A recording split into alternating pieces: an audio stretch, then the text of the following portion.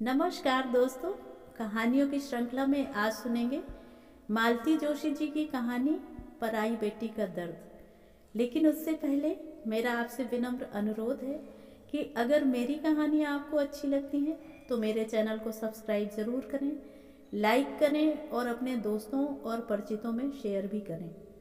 Bell icon दबाना बिल्कुल भी ना भूलें। आज सुनिए पराई बेटी का दर्द। हम लोगों को वहाँ बैठे हुए करीब 20 मिनट हो चुके थे और मेज़बान का कहीं अता पता न था। ऐसा नहीं है कि हमारे साथ कोई बदसलूकी की गई हो। हमें सादर ड्राइंग रूम में बिठाया गया था। एसी चालू करने के बाद ठंडा पानी पिलाया गया था। चाय शरबत के लिए भी पूछा गया था। हमारे सामने हिंदी अंग्रेजी अखबारों का और पत्रिकाओं का ढेर लगा दिया गया था। पर जिनसे मिलने हम इतनी लंबी यात्रा करके आए थे उनके अब तक दर्शन नहीं हुए थे। ये सब लड़के वालों के लटके झटके हैं, इन्होंने दबी जुबान से कहा तो मैंने उनका हाथ हल्के से दबाकर आगे कुछ कहने से रोक दिया। गृह स्वामी का अमला आसपास घूम रहा था, कोई भी चुगली खा सकता था। वैसे उनका कहना सही था। कुछ लोगों का अहम इसी से तुष्ट हो जाता है कि कोई ड्राइंग रूम में बैठा उनकी बाट जोह रहा है। हम लोग कोई औचक नहीं आए थे। कल चलने से पहले बाकायदा फ़ोन कर दिया था। 12 घंटे की यात्रा करके सुबह यहाँ पहुँचे थे। होटल पहुँचकर एक बार फिर फ़ोन कर दिया था। उसके बाद नहा धोकर इनके दरवाजे पर दस्तक दी थी। इसलिए साहब बाथरूम में हैं वाला घिसा पिटा जुमला सुनने की बिल्कुल आशंका नहीं थी। पता चला साहब नहा रहे हैं और मैडम पूजा में हैं। प्रतीक्षा करने के अलावा कोई चारा ही नहीं था। शादी से 1 माह पहले हमने यह यात्रा एक खास मकसद से की थी। हम चाहते थे कि वे सारी तैयारियों का जायज़ा ले लें ताकि शादी में कोई पंगा न हो। पहले वाला ज़माना अच्छा था, लोग मुंह खोलकर मांग लेते थे। अपनी औकात में हुआ तो ठीक, नहीं तो लड़की वाला दूर से ही राम राम कर लेता था। आजकल नया फंडा शुरू हुआ है। वर पक्ष कहेगा हमें कुछ नहीं चाहिए, आप बस शादी अच्छी कर दीजिए। अब इस अच्छी शादी का कोई पैमाना तो है नहीं। लड़की वाला बेचारा जान निकाल कर रख देता है, पर वर पक्ष का मुंह सूजा ही रहता है। कुछ न कुछ खामी रह जाती है और बेचारी लड़की को उठते बैठते ताने सुनने पड़ते हैं। इसीलिए हम अपने साथ मैरिज प्लान का पूरा ब्लूप्रिंट ही ले आए थे। उस होटल का ब्रोशर लाए थे जहां बारात को ठहराया जाना था। हॉल के और मैरिज गार्डन के फ़ोटो ले आए थे। पहरवानी के कपड़ों की और मिलनी के लिफाफों की लिस्ट भी लाए थे। अभी शादी में 1 महीना बाकी था। कम ज़्यादा कुछ हो तो इंतज़ाम किया जा सकता था। हमने तो नाश्ते के आइटम भी गिना दिए थे। रिसेप्शन का मेनू कार्ड भी बनवा लिया था। अपनी तरफ से पूरी तैयारी थी, बस सामने वाले की मुहर लगना बाकी थी। लंबी प्रतीक्षा के बाद पति पत्नी दोनों नमूदार हुए। उनके सद्य स्नान चेहरे गुलाब की फूल की तरह खिले होने की उम्मीद थी, पर वे तो बासी फूलों की तरह मुरझाए हुए थे। नमस्कार आदि की औपचारिकताओं के बाद इन्होंने वे सारे कागज उनके सामने रख दिए। एक बार मुआयना कर लें, कुछ कसर लग रही हो तो बताएं। पति पत्नी दोनों ने एक दूसरे को देखा, फिर समधी जी गला खखार कर बोले, दरअसल हम लोग फ़ोन पर ही बताना चाह रहे थे। क्या? हम दोनों ने एक साथ कहा। मेरा तो कलेजा मुंह को आ गया था। सुयश फिलहाल शादी करने को मना कर रहा है। हम दोनों जैसे आसमान से गिरे। मतलब उसकी इच्छा है और हम लोग भी यही चाहते हैं कि साल 6 महीने थोड़ा रुक लिया जाए। क्या बात कर रहे हैं भाई साहब, ये इतना आसान है क्या? आपको पता है 6-6 महीने पहले हॉल बुक करना होता है। समय पर मिलता थोड़े ही है। हॉल की बुकिंग कब से हो गई थी। होटल के कमरे भी बुक किए जा चुके हैं। कैटरर को, फ्लोरिस्ट को, यहाँ तक कि बैंड वालों तक को भी एडवांस दिया जा चुका है। कार्ड्स का मजमून तैयार है, आप ओके कर दें, जाते ही प्रेस में दे दूंगा। उन दोनों ने एक दूसरे की ओर देखा और फिर मुंह में दही जमाकर बैठ गए। कहीं ट्रेनिंग के लिए बाहर जा रहे हैं क्या? नहीं, वैसा तो अभी कुछ नहीं है। फिर मेरी तो चिंता के मारे जान ही सूख गई थी। लड़के को कोई ऐसी वैसी बीमारी तो नहीं है? आजकल कुछ कहा नहीं जा सकता। मैं सोच ही रही थी कि इन्होंने एकदम से जैसे बम फोड़ दिया। कहीं कोई अफेयर वगैरह तो नहीं है?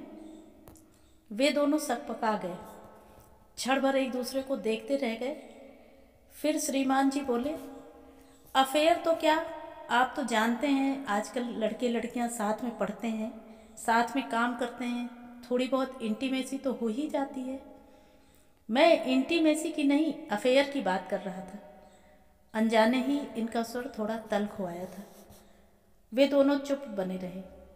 इन्होंने ही फिर पूछा, ये किस्सा सगाई के पहले का है या बाद का? किस्सा वगैरह कुछ नहीं है जी। बेंगलोर में दोनों एक ही दफ्तर में हैं। पिछले 2 साल से एक ही प्रोजेक्ट पर काम कर रहे हैं। हम लोगों ने तो इस बात को इतना सीरियसली नहीं लिया था, हमें तो पता ही नहीं है। आपको ना सही, सुयस को तो पता होगा। उसे भी पता नहीं था कि लड़की इतनी खतरनाक है। श्रीमती जी एकदम बोल उठी। उसने तो धमकी दे डाली है कि अगर ये शादी हुई तो वह शादी वाले दिन ही सुसाइड कर लेगी। उनके पतिदेव ने उन्हें खा जाने वाली नज़रों से देखा, लेकिन अब तो तीर हाथ से निकल चुका था, इसलिए समझाइश भरे स्वर में बोले, इसी वजह से हम चाह रहे थे कि शादी कुछ दिन रोक ली जाए। साल 6 महीने में मामला थोड़ा ठंडा पड़ जाने पर चुपचाप कार्यक्रम कर लेंगे। चुपचाप क्यों? हम कोई चोरी नहीं कर रहे हैं। चुपचाप इसलिए कि उस सिरफिरी ने सचमुच कुछ कर लिया तो 100 लफड़े होंगे, पुलिस केस होगा, बदनामी होगी, सो अलग। ये एकदम उठकर खड़े हुए। तो भाई साहब, आप उसी को अपनी बहू बनाकर ले आइए। मैं अपने सिर किसी की हत्या लेना नहीं चाहता। उसका तो इस घर में आने का सवाल ही नहीं उठता। वह सीधे सीधे ब्लैकमेल कर रही है। ऐसी लड़की हमारे घर नहीं आ सकती। तो आप किसी और को ले आइए, पर मेरी बेटी इस घर में अब नहीं आ सकती। आपका बहुत समय ले लिया, माफ़ी चाहता हूँ। और ये तो एकदम उठकर चल ही दिए। वे दोनों ही क्यों, मैं खुद भी भौचक रह गई थी। क्या सोचकर आए थे और क्या हो गया था।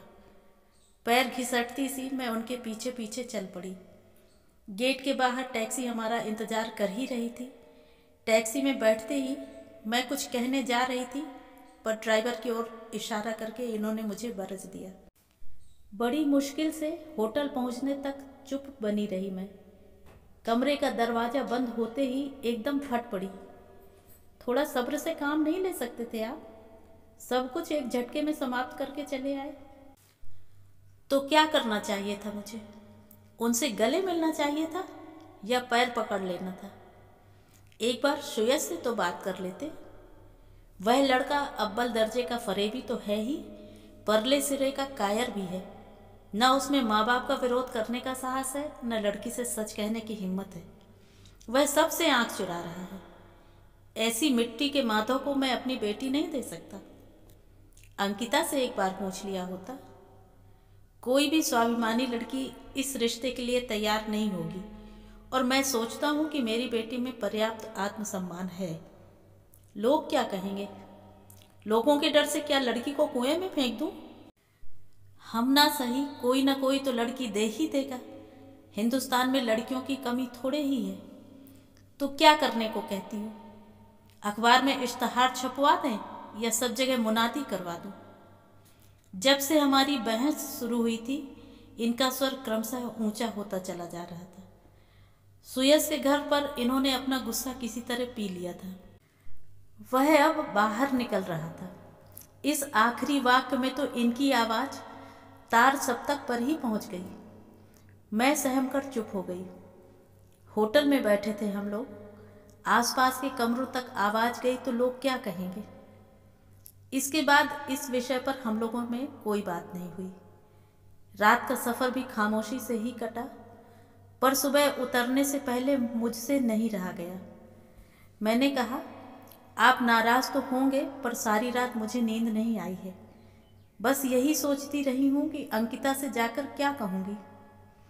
ये गंभीर स्वर में बोले, मैं भी नहीं सो पाया हूँ। अंकिता की मुझे चिंता नहीं है, उसके लिए हम अच्छा ही सोचेंगे। लेकिन मैं यही सोचता रहा कि उस निरीह कन्या को आत्महत्या से कैसे रोकूं, या वो जो दूसरी कन्या बेवजह बलि का बकरा बनने जा रही है उसे कैसे बचाऊं। मैं माँ थी, सिर्फ अपनी बेटी का सोच रही थी। वे पिता थे, इसलिए उनकी चिंता भी सार्वभौम थी। तो ये थी कहानी। कहानी आपको कैसी लगी कमेंट करके ज़रूर बताएं।